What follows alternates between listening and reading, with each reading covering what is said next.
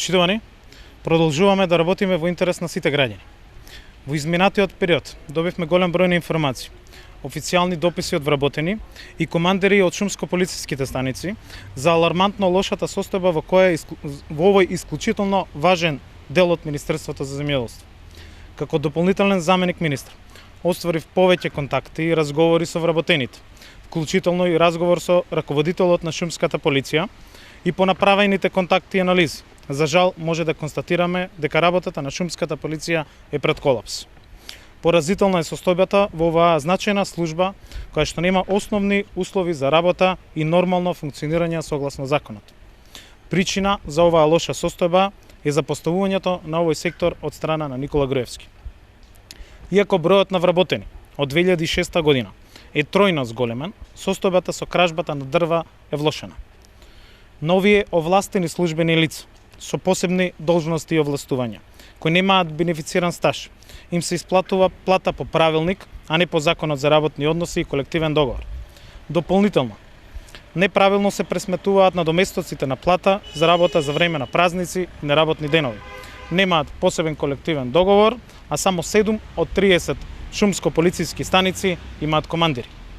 Вработените, чија работа е теренска, во планина и во лоши временски услови, со сериозни ризици, задолжени со лично информацијско вооружување и како што самите вработени наведуваат во писмените дописи, дека нивната работа е поврзана со криминални банди, немаат основни услови за работа. Недозволиво со месеци вработените да немаат гориво во возилата, да функционираат со голем дел неисправни возила, да сами мора да се снајдат за униформа како знаат и умеат, бидејќи последен пат со неја се задолжени пред 7 години. Несериозно и крајно неодговорно е вработените да немаат основни материјално-технички средства и опрема и да работат на компјутери од 1999 година. На кого му одговара ваквата состојба во која што работи и функционира шумската полиција во државата?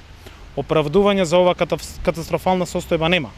Функционирањето на овој сектор во Министерството за земјоделство е важен за сите граѓани, бидејќи се обезбедува заштита на шумата од дива сеча. Ова се само дел од проблемите и маките на шумските полицајци, за кои и покрај нивното обраќање до сите институции, власта на Никола Груевски нема слух. Затоа, јавно барам, наместо за споменици, скулптури, мерцедеси и телевизори, владата да обезбеди средства за работа и функционирање на шумската полиција. Јавно давам поддршка на писмениот предлог на министерката за труд и социјална политика Тросина Ременски за итно формирање на работна група од неколку министри што ќе изнајдат решенија за статусот и проблемите на овие вработени.